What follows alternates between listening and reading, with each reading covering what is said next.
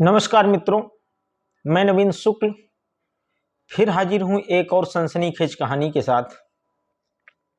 दोस्तों, आज का दौर इतना विचित्र दौर है कि बेहद निजी संबंधों से भी लोगों का विश्वास उठता जा रहा है। लोगों की इतनी घातक प्रवृत्ति कैसे हो सकती है कि जहां मानवता तक शर्मसार हो जाए। और मानवता की बात तो क्या ही करें दोस्तों, आज लोगों के कृत्य देखकर इंसानों को इंसान कहने में भी शर्म आती है। और ऐसी ही एक घटना मित्रों कर्नाटक के उडुपी में घटती है, जहां एक पत्नी अपने पति को खाने में रोज थोड़ा थोड़ा ब्लड कैंसर की दवा मिलाकर खिलाती रही और पति को तड़पा तड़पा कर मार डाला। मित्रों, इस पूरी घटना का मकसद जानकर आप लोग भी हिल जाएंगे। दरअसल कोरोना महामारी के चलते मुंबई के रहने वाले बालकृष्ण पुजारी और उनका परिवार सन 2020 में कर्नाटक के उडुपी के अजेकर शहर में आकर रहने लगे। बालकृष्ण की शादी मित्रों 17 साल पहले प्रतिमा नाम की एक लड़की से हुई थी और इन दोनों को 2 बच्चे भी हैं।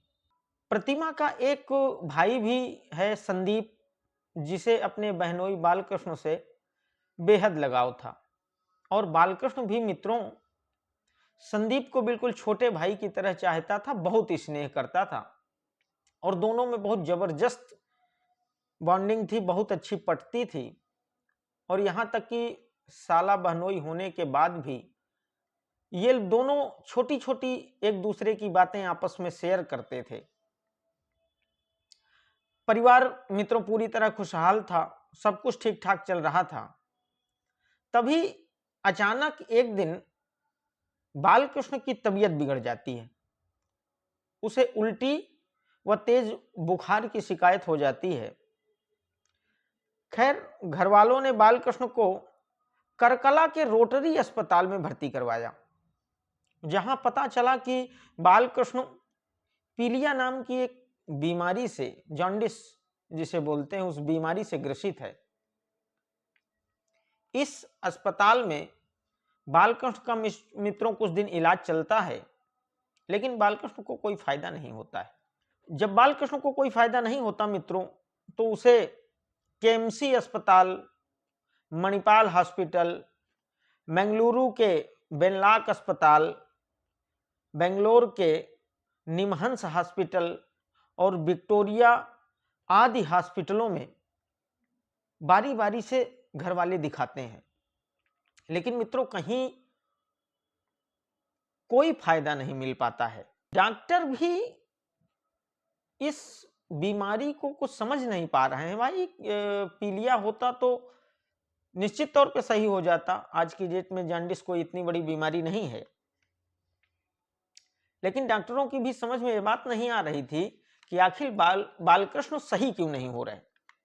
इधर पूरा परिवार इस बात से बेहद चिंतित था मित्रों, लेकिन बालकृष्ण की पत्नी प्रतिमा थी जो, उस पर कोई खास चिंता या टेंशन इस तरीके की कोई चीज नजर नहीं आती थी। वो घंटों अपने मोबाइल में लगी रहती थी और अपना अपने ढंग का काम करना, अपने में मस्त रहती थी।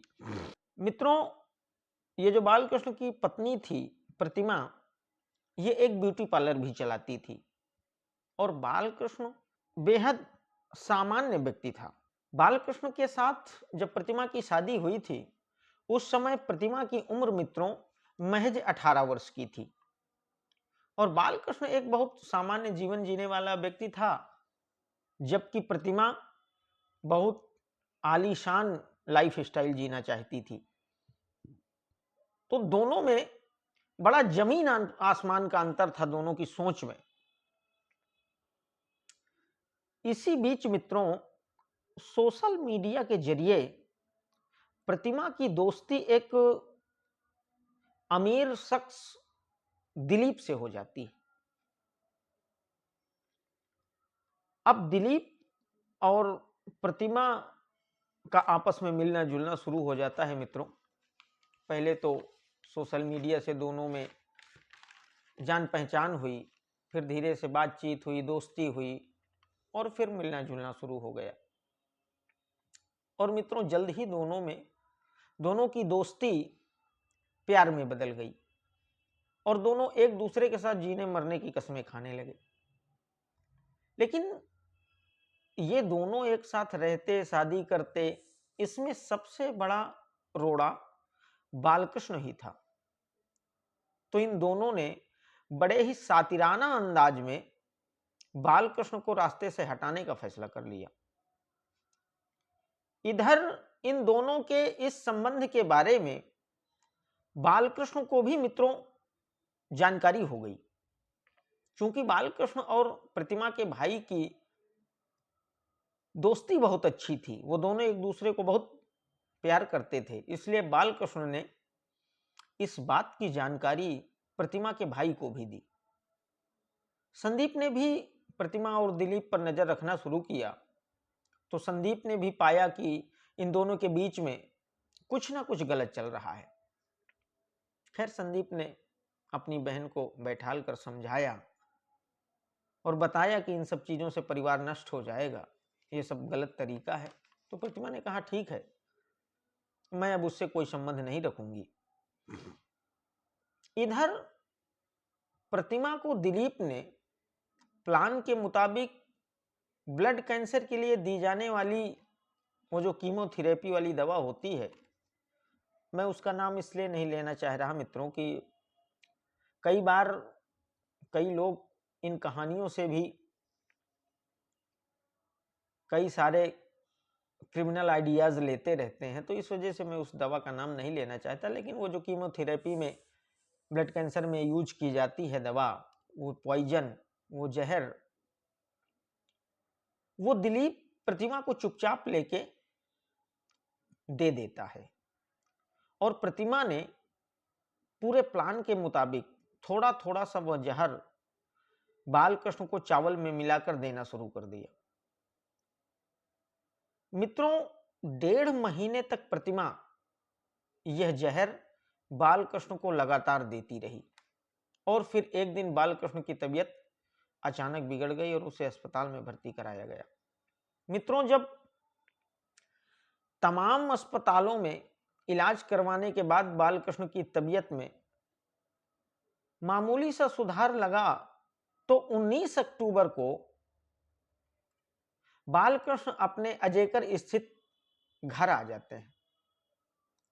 जब बालकृष्ण घर आ जाते हैं तो एक स्वाभाविक सी बात है कि कोई इतने दिन से बीमार व्यक्ति जो सही ना हो रहा हो, तो सारे रिश्तेदार, पड़ोसी और घर परिवार सारे लोग देखने आ जाते हैं।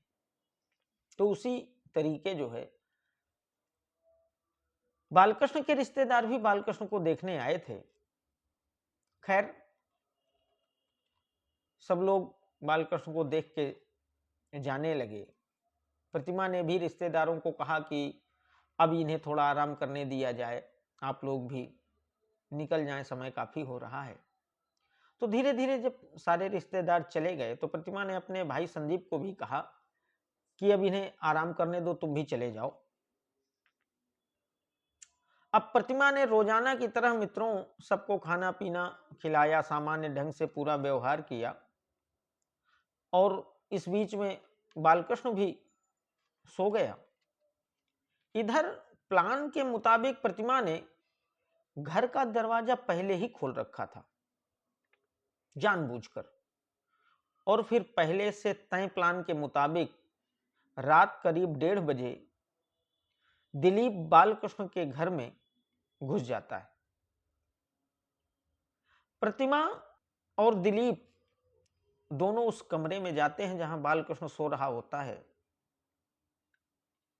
चूंकि दोनों को बालकृष्ण की मौत को नेचुरल दिखाना था, इसलिए दिलीप ने बेड पर पड़ी तकिया उठाया और बालकृष्ण के नाक और मुंह में रखकर बड़ी ताकत से दबाने लगा। मित्रों, जब दिलीप ये करने लगा तो बालकृष्ण का दम घुटने लगा।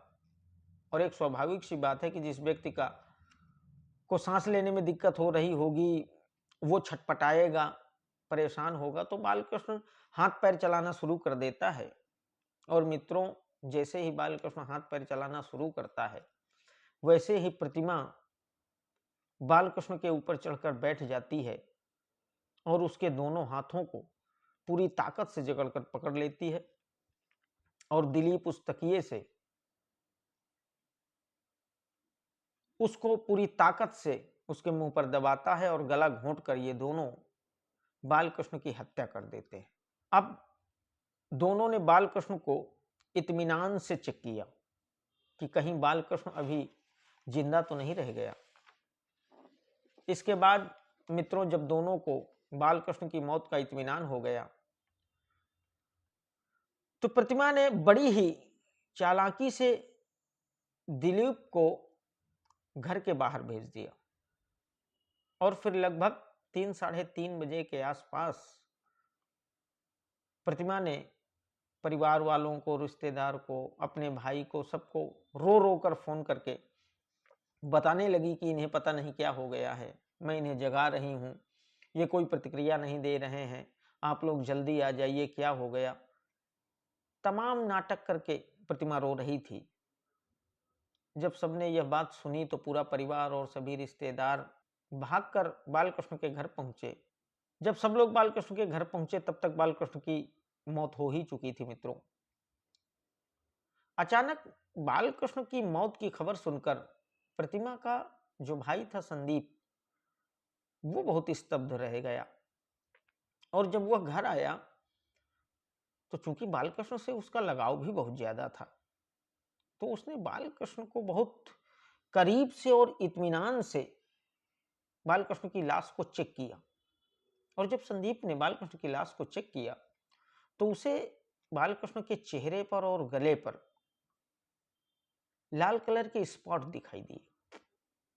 संदीप को वहीं से शक हो गई कि ये नेचुरल डेथ तो नहीं है। खैर, संदीप ने और किसी से कुछ नहीं कहा, अपनी बहन को किनारे बुलाया और उससे कहा कि जीजा जी की ये नेचुरल डेथ नहीं है, इनके गले में और चेहरे पर लाल कलर के स्पॉट हैं, क्या हुआ है यहाँ। वो रोने लगी, पहले से भी रो ही रही थी प्रतिमा, और उसने कहा नहीं, ऐसा कुछ नहीं है, मैं ही इन्हें झकझोर झकझोर कर मैं बहुत परेशान हो गई थी, ये देख कर कि ये कुछ बोल नहीं रहे, तो मैं ही इनको झकझोर रही थी, मुझे कुछ समझ में नहीं आ रहा था, तो हो सकता है कि कोई इस तरीके की वजह से मैंने कहीं ज्यादा झकझोर दिया हो या कहीं हाथ लग गया हो तो वो लाल स्पॉट आ गया हो। लेकिन संदीप इस बात से राजी नहीं था। खैर, संदीप ने प्रतिमा से कहा कि बालकृष्ण की लाश का पोस्टमार्टम करा लेते हैं। यह सुनते ही प्रतिमा बहुत तेज चौंकी। उसको लगा कि अगर पोस्टमार्टम हो गया तो तब तो ये सारी पोल खुल जाएगी। उसने 25 बहाने बनाए और उसने कहा कि नहीं, मैं अपने पति की लाश को मरने के बाद तो चीर-फाड़ नहीं करने दूंगी, ये नहीं करने दूंगी, वो नहीं करने दूंगी। खैर, संदीप को शक तो थी ही। संदीप ने बालकृष्ण के फादर से बात की। बालकृष्ण के फादर पढ़े लिखे इंसान थे और संदीप ने जब उन्हें पूरी बात बताई तो उन्हें यह लगा कि नहीं, पोस्टमार्टम करा लेना चाहिए और उन्होंने सहमति दे दी। खैर, पुलिस को सूचना दी गई, पुलिस आई और लाश को पोस्टमार्टम के लिए भेज दिया। अब इधर संदीप ने अपनी बहन प्रतिमा को बिठाकर थोड़ा सख्ती से पूछताछ शुरू की। प्रतिमा पहले तो बहाने बनाती रही, इधर उधर करती रही, टहलाती रही, लेकिन जैसे ही संदीप ने उससे यह कहा कि यहां दिलीप आया था क्या, यह सुनकर प्रतिमा के होश उड़ गए। वो अचानक बहुत ज्यादा घबरा गई। संदीप ने कहा कि तुम कितने भी बहाने बना लो, कल जब पोस्टमार्टम की रिपोर्ट आएगी तब तुमको प्रतिमा मैं भी नहीं बचा पाऊंगा। यह सुनकर प्रतिमा टूट गई उसे लगा कि ये मेरा सगा भाई है, ये मेरे साथ कुछ गलत ये मेरे साथ कुछ गलत नहीं करेगा, और अगर इसे मैं साफ साफ सारी चीजें बता देती हूं तो हो सकता है ये मुझे पुलिस से, इन सारी चीजों से बचा ले।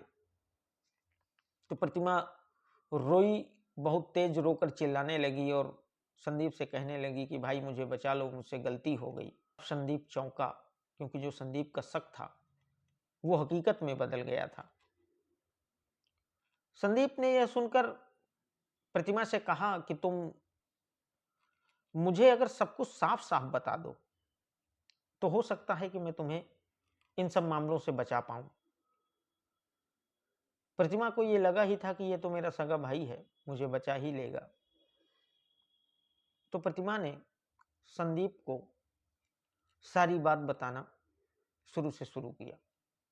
इसी बीच बड़ी चालाकी से मित्रों, संदीप ने अपने मोबाइल का वॉइस रिकॉर्डर ऑन कर लिया, और जब मित्रों संदीप के मोबाइल का वॉइस रिकॉर्डर ऑन हो गया तो संदीप ने प्रतिमा से पूछना शुरू किया कि बताओ क्या हुआ था पूरे मामले में। प्रतिमा ने बताया कि पिछले 1.5 महीने से वह बालकृष्ण को खाने में जहर दे रही थी। यह जहर उसको दिलीप ने ही लाकर दिया था, और जब बालकृष्ण 19 तारीख को घर आया तो सब रिश्तेदारों के जाने के बाद दिलीप भी घर आया रात में 1:30 बजे। मैंने और दिलीप ने ही तकिए से मुंह दबाकर और गला घोंटकर बालकृष्ण की हत्या की है। अब यह सारा कबूलनामा संदीप के मोबाइल में रिकॉर्ड हो चुका था मित्रों। क्योंकि संदीप बालकृष्ण को बहुत मानता था, बहुत प्यार करता था, इसलिए संदीप ने यह सारी बात पुलिस को जाकर बताई और वह रिकॉर्डिंग भी पुलिस को दे दी। पुलिस ने प्रतिमा और दिलीप को हिरासत में ले लिया और पूछताछ शुरू कर दी। बालकृष्ण के भाई रामकृष्ण की शिकायत पर पुलिस ने मित्रों प्रतिमा और दिलीप को गिरफ्तार कर लिया। हत्या और आपराधिक साजिश के मामले में मुकदमा दर्ज कर इन दोनों को जेल भेज दिया। तो मित्रों, यह थी रिश्तों को तार तार करती एक कलयुगी पत्नी की हैवानियत की पूरी कहानी। एक तरफ वो पत्नी जो चंद दिनों की मोहब्बत के लिए, अपनी आशिकी के लिए अपने पति की हत्या कर देती है, अपने पूरे परिवार को नष्ट कर देती है, और एक तरफ उस साले को देखिए मित्रों, जो बहनोई से इतना प्यार करता था कि उसने अपनी बहन को भी कहीं नहीं छोड़ा, और सारे सबूत और सारी चीजें इकट्ठा करके पुलिस को उसी साले ने दी। तो आज क्या दौर आ गया है मित्रों, जहां संबंधों की कोई अहमियत नहीं रह गई है। लोग इतना स्वार्थी हो गए हैं कि उन्हें अपनी जिम्मेदारियों का भी बोध नहीं रहता है। मित्रों, अगर ये कहानी आप सबको पसंद आई हो तो कृपया मेरे चैनल को शेयर और सब्सक्राइब जरूर करिएगा। बहुत बहुत धन्यवाद।